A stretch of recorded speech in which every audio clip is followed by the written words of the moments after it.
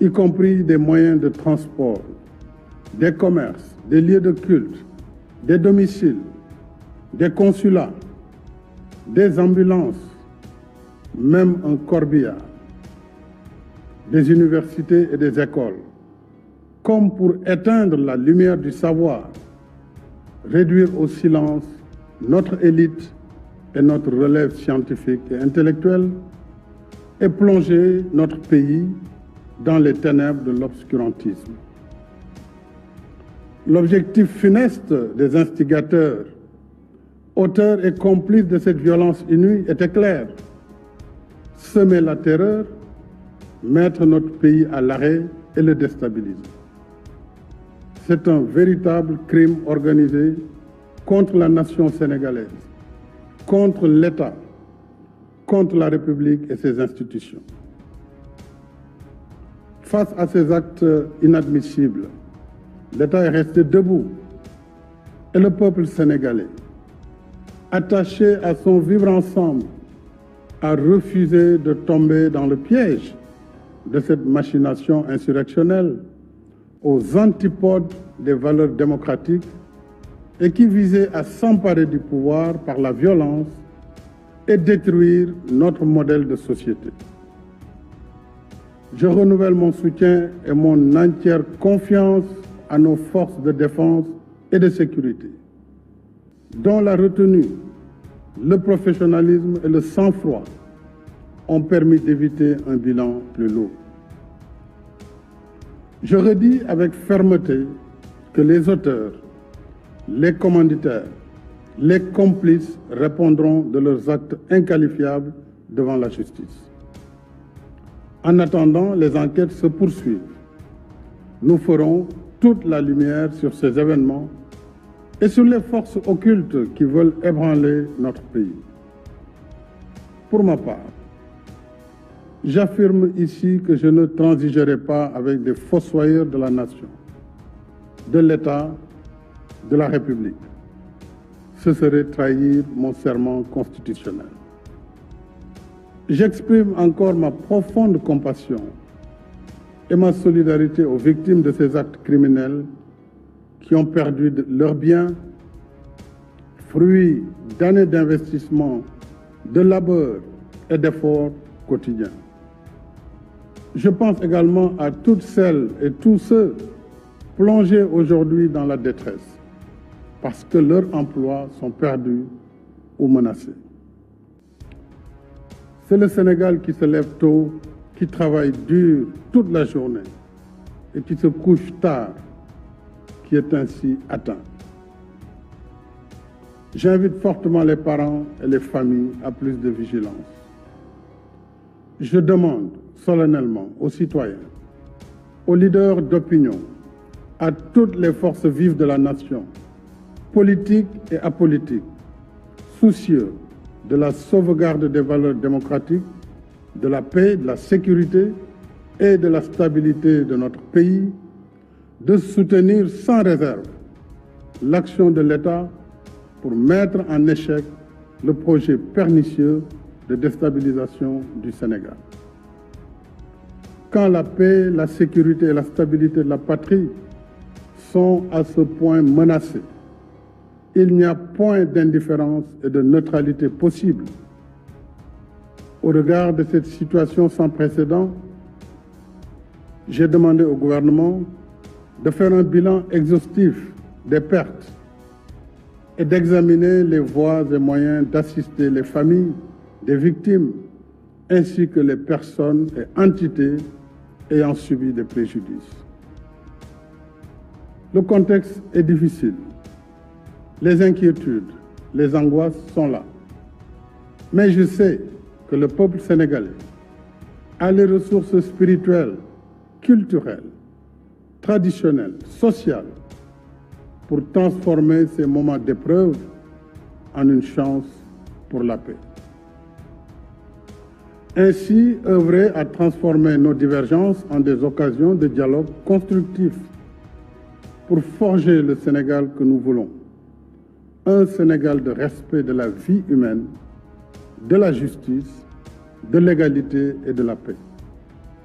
Un Sénégal qui se réconcilie avec ses valeurs de dialogue, de concertation qui ont traversé le temps et construit son histoire enviée. L'heure du bilan viendra plus tard, alors que des occasions se présenteront pour vous parler de ce que le Sénégal a été sous ma présidence. Mais aujourd'hui, je voudrais interpeller toute la classe politique, sans exclusive. Notre pays nous demande de regarder ensemble vers l'avenir, afin que nous soyons les bâtisseurs du Sénégal de demain. Consolidons les forces de nos institutions, tout en remédiant à leurs faiblesses. Abandonnons les postures populistes, nihilistes, extrémistes, qui tentent de présenter notre pays comme un désert sans loi. Chaque nation peut être éprouvée, chaque société peut être traversée par des tensions. Mais voici plus de 60 ans que nous œuvrons à construire un Sénégal selon nos valeurs de paix et de solidarité. Des jalons ont été posés par mes prédécesseurs. Continuons à bâtir sur ces acquis et éloignons-nous des radicalismes qui veulent faire de la violence l'arbitre principal de nos différends.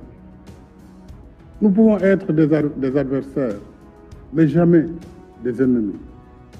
C'est pour cela qu'après le dialogue national réussi, que je salue encore, ma main demeure tendue à toutes les voies de bonne volonté pour continuer d'échanger sur les bonnes idées, les bonnes propositions qui nous permettront de faire advenir un Sénégal de bâtisseurs et non de casseurs, d'asseoir une paix durable, de réussir des élections apaisées, dont les résultats seront acceptés par tous le lendemain du scrutin. Cette vision de nous-mêmes comme un peuple ancré dans la paix et la stabilité n'est pas une utopie, même si notre histoire politique a rencontré quelques moments de fragilité, de tension. Notre force a été d'avoir toujours su trouver les mots, les paroles, les rencontres pour converser, pour penser ensemble les plaies, guérir ensemble les maux. Et depuis mon investiture à la magistrature suprême, mon gouvernement et moi n'avons ménagé aucun effort pour renforcer l'unité nationale, consolider les acquis de notre démocratie et le respect des droits de l'homme. Nous n'avons cessé de relever les défis liés au développement économique et social. Nous avons un bilan qui amène nos adversaires, même ceux parmi les plus virulents, à reconnaître que nous avons fait progresser le Sénégal. Mais aujourd'hui, ce n'est pas sur le bilan de nos réalisations que je veux surtout m'appesantir. Je veux parler avec vous de notre avenir en tant qu'il est façonné par les dynamiques de notre présent, de nos aspirations les uns à l'égard des autres, de la promesse que chacun peut être pour l'autre dans la construction du Sénégal que nous souhaitons léguer à nos enfants. Je veux donc parler de ce que le Sénégal de demain exige de nous aujourd'hui, nous les contemporains. Je veux évoquer nos responsabilités en tant que communauté de destin. Nous sommes condamnés à une solidarité susceptible de préserver l'unité de notre nation, malgré les tensions et divergences qui peuvent nous opposer. Cette solidarité ne signifie pas une totale convergence des points de vue, une uniformisation des consciences, une domination des uns par les autres. Cette solidarité est celle qui nous empêchera de traduire nos désaccords, nos dissonances dans des violences meurtrières, justement parce que nous aurons su nous abreuver dans les sources démocratiques, morales, spirituelles et culturelles du grand peuple sénégalais. Cette solidarité, mes chers compatriotes, c'est celle qui poussera chaque individu à développer les comportements qui ne menacent pas l'avenir de notre nation. Cette solidarité, enfin, c'est celle qui fera de chacun, de chacune de nous, une digue contre la violence. J'entends bien les aspirations du peuple sénégalais, de sa jeunesse en particulier, de ses attentes légitimes en matière de justice socio-économique, de création d'emplois, de renforcement du système d'éducation et de formation professionnelle, de meilleurs cadres de vie. Je comprends la volonté de notre jeunesse de vouloir vivre une vie qui vaut la peine d'être vécue, ici au Sénégal et non ailleurs. C'est justement à nous concerter, à repenser ensemble cette solidarité que nous parviendrons en tant que société à répondre aux justes revendications de notre jeunesse et de l'ensemble des citoyens sénégalais. Jamais la violence n'a permis à un pays de répondre aux aspirations de sa population.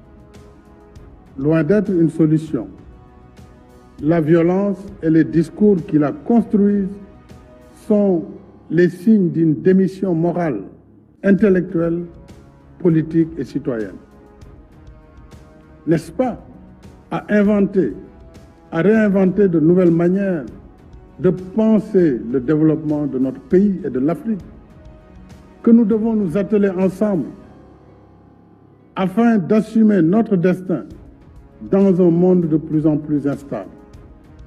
Mais pourrait-on collectivement nous ouvrir à des possibles, produire le meilleur de nous-mêmes, si nos intérêts politiques personnels nous dressent les uns contre les autres, poussant ainsi une partie de la jeunesse dans la banalisation de la violence.